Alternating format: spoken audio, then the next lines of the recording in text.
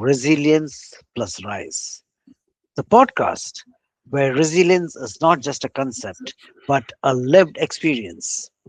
I'm your host, Thomas Scaria, a resilience coach, an ultramarathoner, and a relentless believer in the human spirit's ability to rise. This podcast is the companion to my book, Resilience plus Rise 26.2 Transformative Miles to Unleash Your Marathon of Life Mindset. Each episode is a raw, unfiltered dive into the stories of those who have faced life's hardest battles and emerged stronger. We talk about resilience. People say it is about bouncing back. Partly it is right, but resilience is not just about bouncing back, it's about getting stronger once you have fallen down and standing up and rising and showing that this is the difference that I can make. Today's guest is a walking, talking example of what resilience is all about. And specifically, when you talk about resilience plus rise, Georges Cordoba. Georges is a best-selling author and a speaker. He is a holistic health and a prevention coach. He guides people through chronic illness, emotional healing, and through cancer. What makes him so skilled at it? Well, when we meet Georges, you'll and the story that he says, he had odds of 4% of surviving stage 4 cancer with not one or two, but eight brain tumors, and two of them inoperable. 10-year and another 10-year battle of getting through this challenge. In this conversation, let's learn, let's dwell on what makes Georges the person that he is. Georges, welcome to Resilience Plus Rise, the podcast. Thank you, Thomas. And thank you for having me. For me, it's really an honor to be speaking with you. When I read about you, and definitely I'll get your book, I thought, man, God does interesting things, and um, it hasn't happened that whoever I meet, and Carl Jung used to study this as synchronicities, but it is interesting. When I decided to get into the holistic, into health and wellness, I was a former CTO, Chief Okay. Technology Officer, before I was sick. I got sick, but it's been an amazing journey. Surviving it's been an amazing journey for me. I owe the Creator for sparing my life, even though He gave me all kinds of different tools that I used, particularly healing from the inside out, which is something that very few people understand. But we all, Thomas, we are part of the divine, whether we like it or not. We are divine beings, and if we understand that, and if we understand, as an athlete, I learned how to visualize and a little bit manipulate my own mind to be better at the tennis court. And I used some of that modality when I was fighting this 10-year battle with melanoma. And it did work. But yeah, I'm so happy to be here, and really very open hearted to share with you anything that you want to know. Fantastic. In fact, in that short span, you just mentioned practically everything that is a prelude to what we are going to have this conversation. So, your background has been a CTO, a Yeah. Chief Technology Officer, Hmm. and then you realized life comes to a certain way, a halt, wherein you discovered you had cancer, and Yeah. that too, brain cancer. And slowly you went into the point about going in for the conventional works of chemotherapy and all the other things which was prescribed by the allopathic Hmm. medicinal fields. Yeah.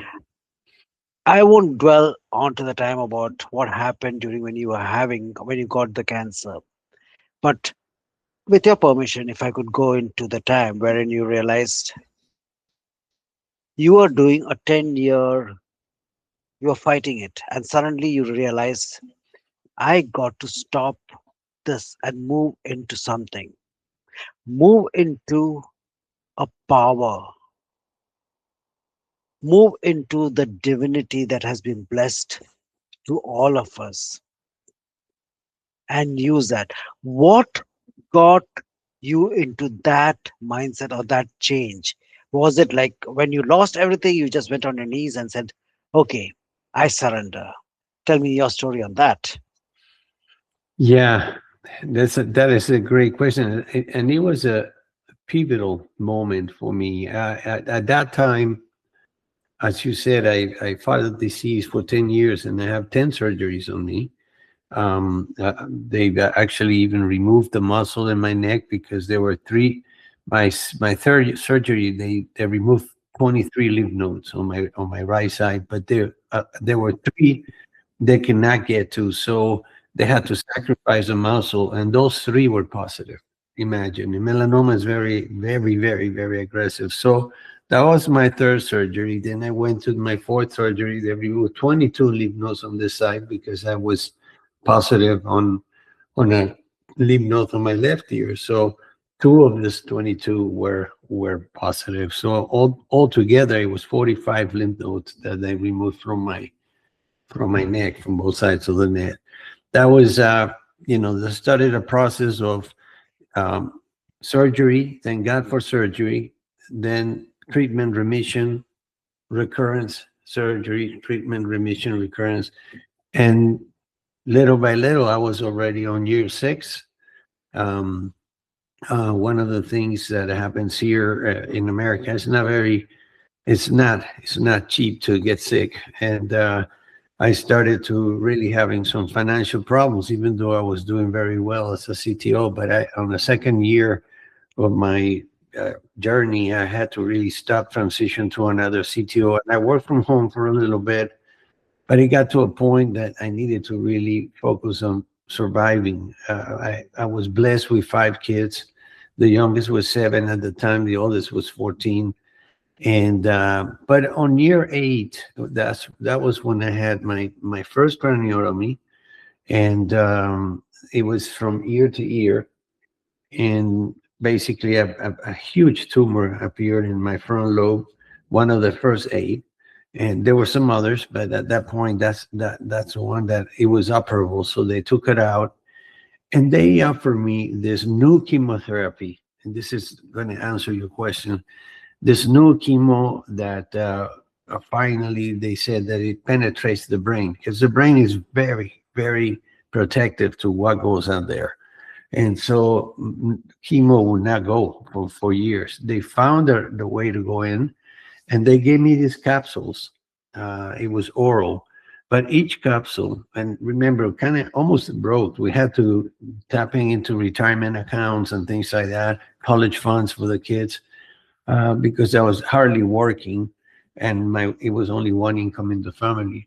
But those um, capsules were $1,000 each. By the way, one Wow. thousand dollars each capsule. I had to take Monday to Friday, then take a break on the weekend, then Monday to Friday again, take a day to it was 3 weeks. But on my second Monday, I I took the capsule. I was alone at home. The kids were in school, and my wife was working. And I really thought I was going to have a heart attack. The reaction was really scary. I started to palpitate very hard. I could feel my heart like it was coming out of my body. And all in all that, I'm a person of faith, by the way. But in the midst of all that, I just started thinking, really quick flashes. I say, man, this is not working for me. This is actually killing me. I'm tired of this. Just a moment, Georges. You mentioned you're a man of faith. And just whilst you're telling your narration, you mentioned that you had 5 kids. Yeah. You are literally dipping into your retirement fund. You're breaking all your savings. One income in the family, not an easy. And you're just hit one hit after another, one hit after the another. Hmm. And didn't you pause and say, why me? Yeah. Let's. This is another great question. Yeah, in the Christian tradition, when you look at some of the Old Testament, more on the Hebrew side of the Bible, you see that there is this guy. His name was Job. He Okay. was a person of much faith and everything, and he got ill.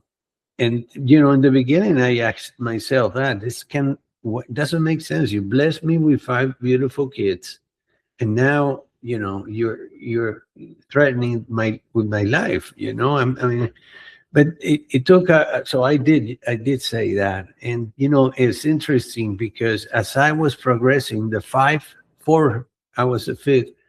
Four other folks started, two ladies, young ladies, and another guy with the same name as mine, but he said it in Spanish, Jorge. They didn't make it.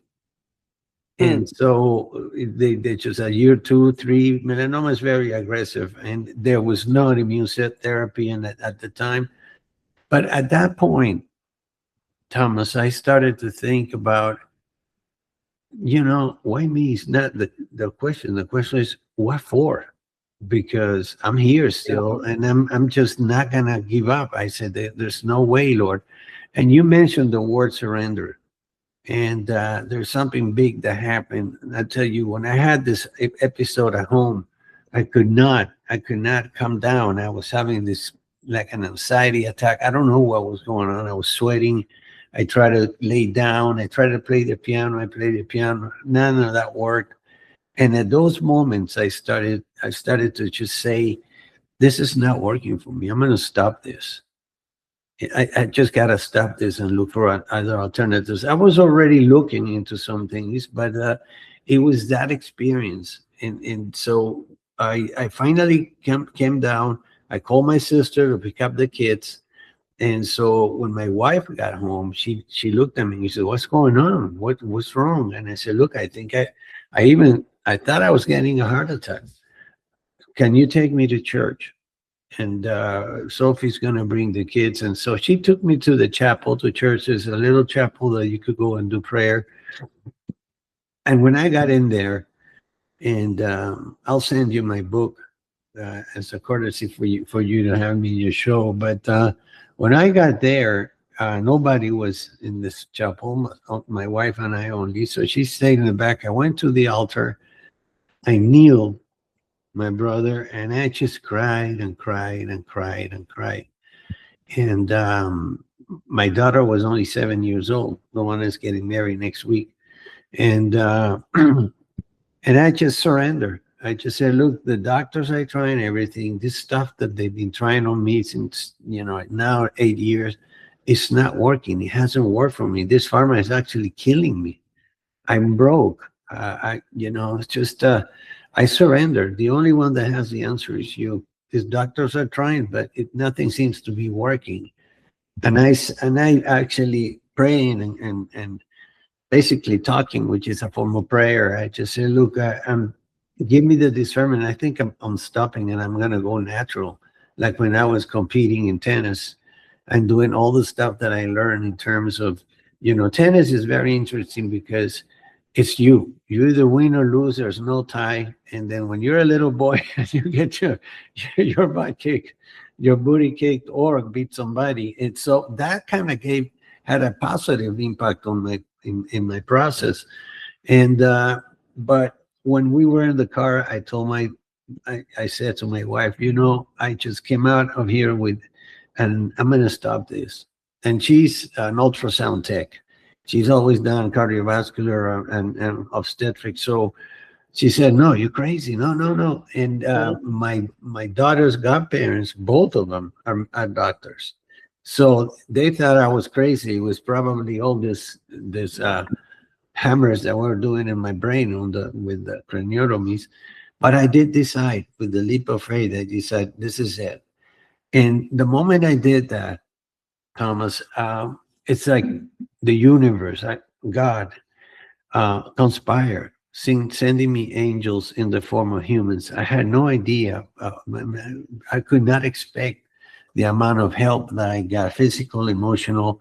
It was just financial, family, friends. I mean, my wife and 5 kids. Everybody forgets the caregiver, and that was a case with Naomi. I used to really not like that. Say, hey, ask her how she's doing. 5 kids and me, one job. But at that moment, I decided to go natural. I went and talked to my oncologist without an appointment. I just went and I told the folks in the front, look, let him know that I'm outside. It's just only 5 minutes. So I waited for a little bit. But he came out. I told him what I was thinking of doing, and he goes, "Are you sure, George? I said, you sure you want to do this?" And I said, Dr. Fun, yes, I am. I am. This is not working for me, and I'm just deciding to go in the holistic health journey. And but I would appreciate, I said, doctor, if you continue to do the follow-ups for me. And he said, okay, I'll do that. And if what you're doing is not working, maybe by the time you maybe come back, there's something new that we could try. And so he agreed. And that started my holistic health journey. And that's really why I'm talking to you today. And without a coach at that time, basically looking at things, looking at what holistic health is, looking at the I call it my holistic table, 4 legs of the table: physical, emotional, mental, and spiritual. If one of those legs is missing, the table can't stand. So, And I worked on every single one. My strongest was at that moment was probably my physical body and my faith, my soul. And so I did a lot of prayer, a lot of visualizations, faith-based visualizations, seeing these divine lights coming through my head. And if you get closer, you can see the scars that I have on my head, and a few, like like a road atlas.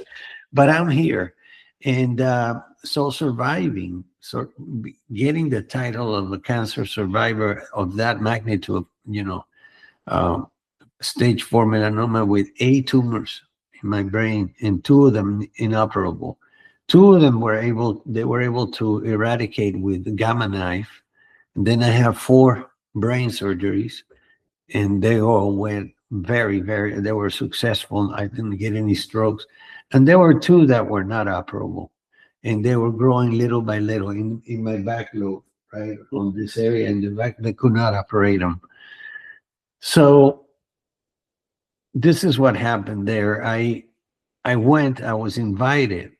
This is incredible. You'll read it in the book, but I was invited. I went on Monday to see my doctor because I was having some headaches, and they had done already an MRI and it came positive. So he wanted to discuss the results. It was on a Monday, and he was going to take a break on Friday. He said, I can do the surgery on Thursday. mhm. And so I say, yeah, let's do it. When I get home, I receive a call by my daughter's godfather's sister, also, a tennis player, and we all grew up, Christian Catholics, and very, very, uh, and now you could be religious and not spiritual, or vice versa, or both. And True. I would say of Daniela that she's both.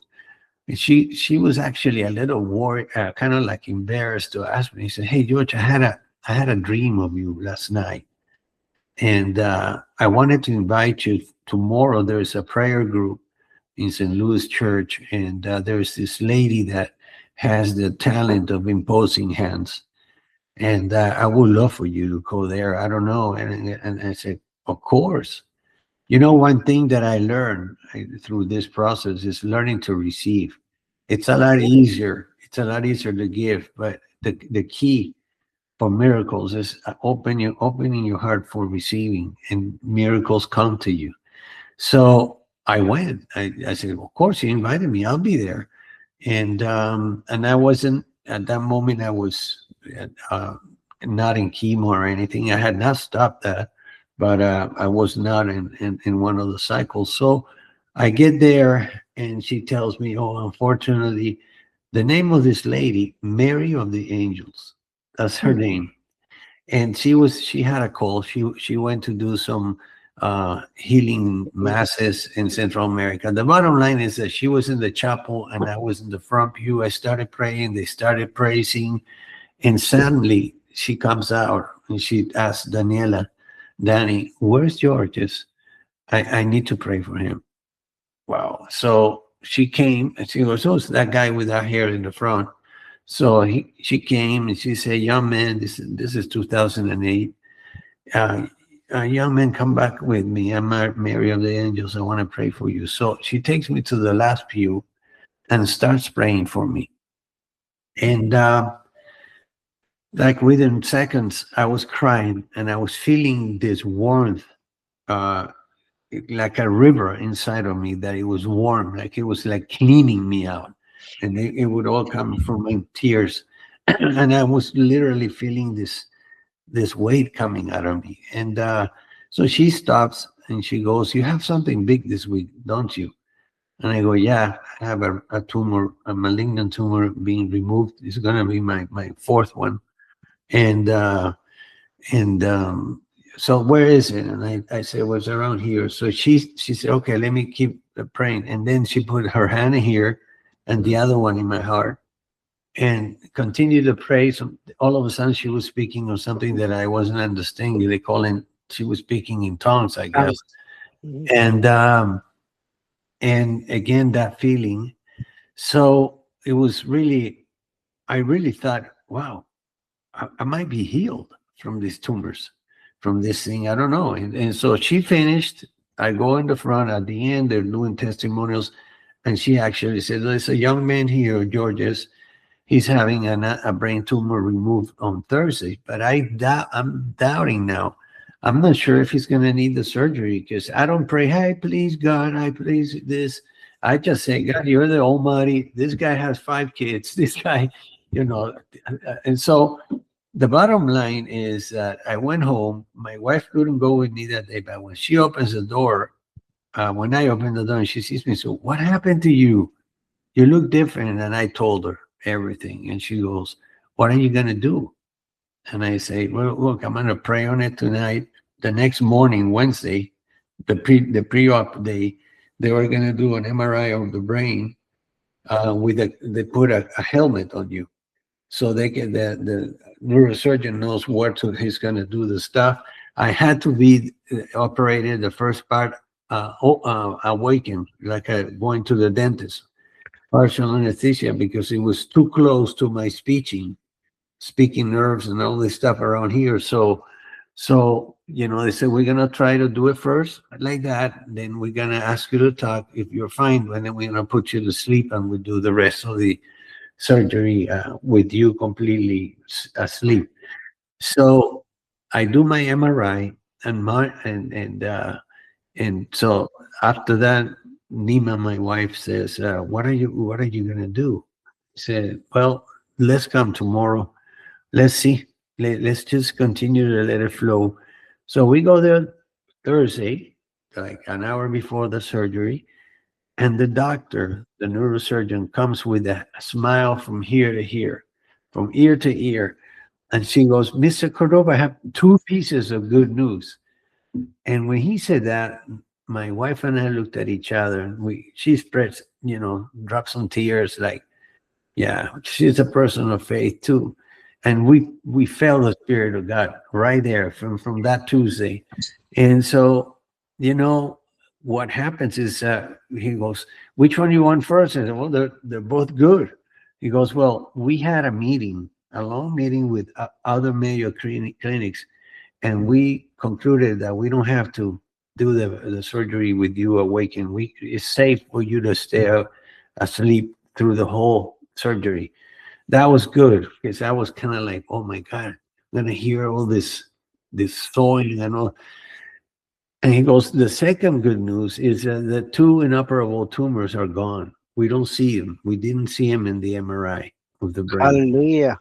Yeah, hallelujah. And my wife cried. And he goes, oh, okay, it could be a false negative, but we always do a post surgery and MRI, and we double check. So I had my surgery. Everything went great. Thank God. Every single craniotomy. It's very, very easy for you to have anything go wrong. I mean, I have clients now that they had like a stroke, and they're still struggling to walk and things like that. But at the end of the day, when he comes in with the results from Friday, he goes, definitely they're gone. I don't know what it is. And I said, look, doctor, he's a Hebrew doctor, but I said, doctor, that's between you, me, and that guy up there. And he said, this is a doctor telling me, a neurosurgeon. He says, well, I cannot disagree with you. That's what he said. And so that was the main thing when people ask me, for me, was you mentioned resilience, faith, obviously, and the certainty to, that I was not going to allow this thing to take my life at that time of my life. My kids were all little. And you mentioned something that really, when you said it, that was me. I just, many things happened. We had to sell our cars. We went to one car with for 7 people, and it's okay. All that stuff, because you know what? From my very first surgery, especially the very first craniotomy, all I could think was the things that I failed to do in my life. The things that I always said that I would do. I'm a person that loved to help people, and that same with my family. So instead of thinking of, oh, I'm a BMW car or this or that, or our apartment at the beach, you know, all that is you could get it again if it's not like, that's not happiness. And it was my children. I was thinking of Claudia first communion, and my kids graduating from high school, and just being there and seeing them grow up, and look at me now. It's been 13 and a half years free of cancer. Yeah, it was July 12th 2012, actually. So it's been a little over through 13 and a half years, and that changed my life. The next step I did was another leap of faith, and I decided to stop. I started to go back into the corporate world, but my calling after this experience was to help people do the same, understand that there's other alternatives, and that they can go parallel with what conventional treatment they're doing. But so I decided to jump into health and wellness, became a nutritionist, became a hypnotherapist, and all this other stuff. Okay, I will stop you over here because this episode does not do justice by just keeping it. I will break it down into two parts. The next part, with your permission, we will get into the journey after the awakening. So I would take your permission to stop this recording at this point of time over Yes, here, for sure. Thank and let's meet up for the next recording. Yes, absolutely. Thank you so much. Thank you. Yeah.